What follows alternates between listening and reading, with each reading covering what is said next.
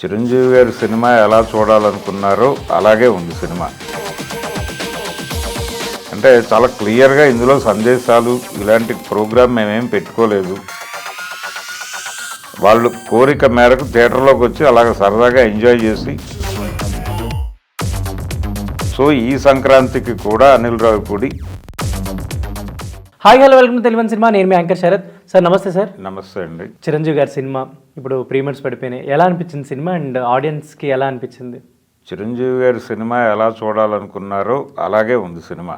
అంటే ఏమేమి చూడాలనుకున్నారో ఆ ఎలిమెంట్స్తోనే నడిపేశాడు తప్ప సినిమాలో ఏదో ఉండాలి, ఏదో ఎక్స్పెక్ట్ చేసి జనాలు వస్తారని ఆయన అనుకోలేదు. అలాగే ఆడియన్స్ని అలా ప్రిపేర్ చేశాడు మొదటి నుంచి అనిల్ రావిపూడి. అంటే చాలా క్లియర్గా ఇందులో సందేశాలు ఇలాంటి ప్రోగ్రామ్ మేమేం పెట్టుకోలేదు.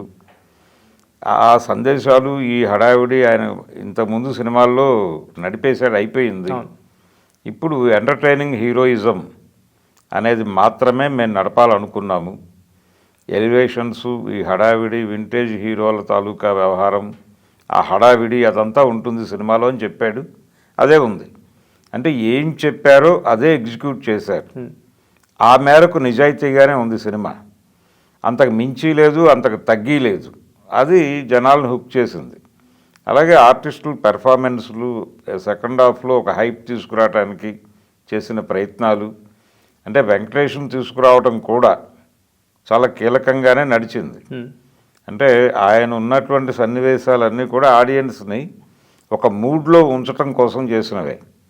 ఎక్కడ అందులో కూడా గందరగోళం ఏం లేదు. చాలా స్ట్రైట్ నేరేషన్, హాయిగా ఉంది సినిమా.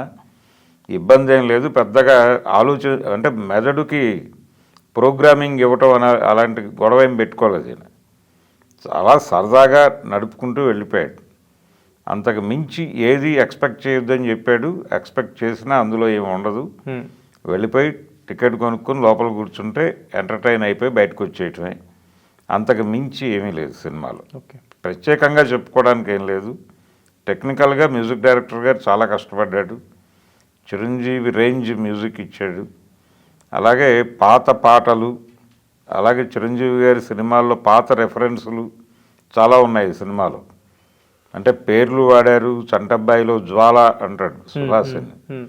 ఆ జ్వాల అనేటువంటి పేరుతో ఒక క్యారెక్టర్ని పెట్టారు. ఆ రెఫరెన్స్ కొంచెం ఆడియన్స్ ఆ మూడ్లోకి వెళ్తారని, చంటబ్బాయి మూడ్లోకి. అలాగే అత్తకు ఎముడు అమ్మాయికి మొగుడులో శశిరేఖ క్యారెక్టర్, అది కూడా వాడారు బాగానే. ఇలా రకరకాల రెఫరెన్స్లు, ముఠామేశ్వరి రెఫరెన్స్ వాడారు. అలాగే హుక్ స్టెప్, దానికి కూడా 2-3 పాత స్టెప్పుల తాలూకా మూమెంట్స్ ఆయన ఇవ్వటం, ఇదంతా కలిపి జనాలకు ఒక వింటేజ్ హీరో సరదాగా చూస్తున్నాం, జనాలు ముచ్చటగా చూసే పద్ధతిలో నడిపేశాడు సినిమాని. అది కనెక్ట్ అవుతుంది. పండగకి అంతకంటే ఎక్కువ ఎక్స్పెక్ట్ చేయరు జనాలు. వాళ్ళు కోరిక మేరకు థియేటర్లోకి వచ్చి అలాగ సరదాగా ఎంజాయ్ చేసి వాళ్ళు కూడా స్టెప్పులు వేస్తున్నారు. అంటే సీట్లలో కూర్చుని డ్యాన్స్లు వేయటం కనిపించింది. ఆ మేరకు జనాల్ని మూడ్లోకి తీసుకురాగలిగాడు. ఒక పండగ వాతావరణం ఉంది సినిమాలో. పండగ వాతావరణం ఉంది. వెంకటేష్తో వచ్చినటువంటి పాట, అది మనకి లిరికల్ సాంగ్ చూసినప్పుడు పెద్దగా ఇంపాక్ట్ అనిపించలేదు, కానీ థియేటర్లో బాగుంది. థియేటర్లో ప్రతి పాట బాగుంది. అంటే బయట నడిపినటువంటి దానికంటే కూడా నెక్స్ట్ లెవెల్లో ఉంది. అలాగే క్యారెక్టర్లు కూడా, అంటే కాన్ఫ్లిక్ట్ కూడా పెద్ద హడావిడే ఉండదు. ఆయనేమి ఏదో ఇంతకు ముందు చాలా సినిమాల్లో ఈ కథ నడిచింది. మనం తులసి సినిమాలో కూడా ఇలాంటి వ్యవహారమే ఉంటుంది. అంటే వాళ్ళు ఎందుకో విడిపోతారు, ఒక బలమైనటువంటి కారణం ఉంటుంది అక్కడ. అలాంటివి కూడా ఏదో చెయ్యాలని అనుకోలేదు అనిల్ రావిపూడి. విడిపోవటము అలా ఆర్గానిక్గా జరుగుతుంది. మళ్ళీ ప్యాచప్ కూడా అలాగే జరుగుతుంది. భారీ విలన్లు, యుద్ధాలు ఆ జోలికి కూడా వెళ్ళలేదు. దాన్ని కూడా అలాగే సరదాగా నడిపేశాడు అంతే. ఇక్కడ ఏదో విపరీతమైన మేధో శ్రమ ఏమీ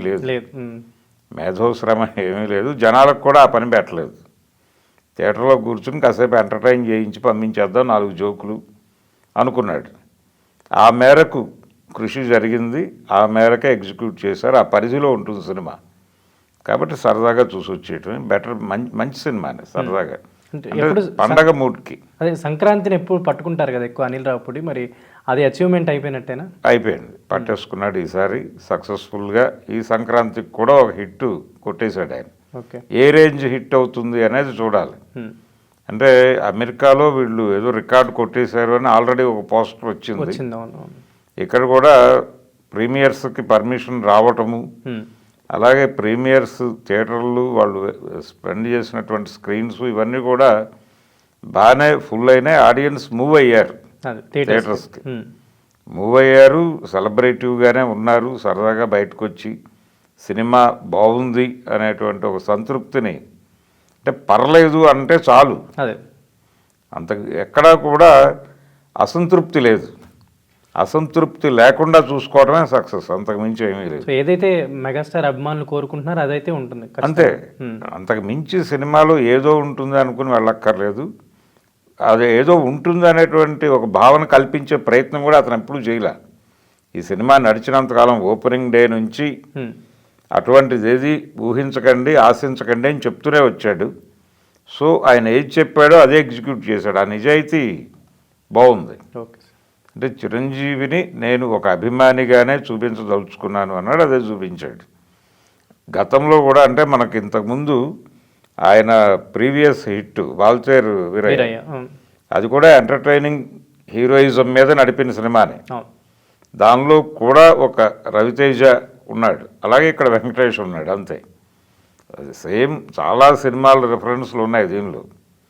ఏదో కొత్త కథ, కొత్త కాన్ఫ్లిక్టు. ఇప్పుడు అనిల్ రావిపూడి బాలకృష్ణతో చేసిన సినిమా కోసం చాలా ఆలోచించాడు, చాలా ఎమోషనల్ డ్రామా ఉంటుంది దానిలో. అటువంటిది కూడా ఏమీ భారమైనటువంటి సన్నివేశం ఉండకూడదు అనుకున్నాడు. అలాగే అనిల్ రావిపూడి సినిమాలు, గత సినిమాల తాలూకా రెఫరెన్స్లు కూడా ఎక్కడ కనిపించవు. ఆ కేర్ తీసుకున్నాడు. అలాగే మనకి ఇంతకు ముందు వచ్చినటువంటి వెంకటేష్ గారి సినిమా లాస్ట్ సంక్రాంతికి వస్తున్నాం సినిమాలో వాడినటువంటి పద్ధతి కూడా ఆ జానర్ జోలికి కూడా వెళ్ళలేదు. అంటే అందులో హీరోయిన్కి హీరోకి మధ్య ఒక ఇది ఉంటుంది, బాండింగు, దాని మీద నడిపేశాడు. ఇక్కడ అది లేదు, ఆ గొడవ లేదు. కాబట్టి ఇక్కడ వీళ్ళిద్దరి మధ్య ఘర్షణ, ఒక ఎంటర్టైనింగ్ ఘర్షణ ఉంటుంది. సో ఆ సినిమాకి దీనికి ఒక వేరియేషన్ టోటల్గా. అంటే చాలామంది ఏమనుకున్నారంటే అదే మళ్ళీ తీసేస్తున్నాడా అనుకున్నారు. అది కాదు, ఇది వేరే వాతావరణం, వేరే మూడు. ఆ వేరే మూడు కూడా దానిలో ఉన్నటువంటి కాన్ఫ్లిక్ట్లు అంత స్థాయి గొడవలు కూడా లేవు దీనిలో. అలా లైట్గా సినిమా వెళ్ళిపోతుంది. ఒక బలమైనటువంటి అంటే అత్త కోడళ్ళ మధ్య సీన్ ఒకటి, దాన్ని కూడా చాలా లైట్గా నడిపేశాడు. ఎక్కడా భారంగా లేకుండా, ఆడియన్స్కి ఎవరూ కూడా హెవీగా ఫీల్ అవ్వకుండా ఒక హ్యాపీ మూడ్లో ఉంచి బయటకు పంపించాలనుకున్నాడు, అయిపోయింది. సో ఈ సంక్రాంతికి కూడా అనిల్ రావిపూడి సక్సెస్ఫుల్గా ఒక హిట్ ఇచ్చేసాడు అనుకోవాలి. ఓకే.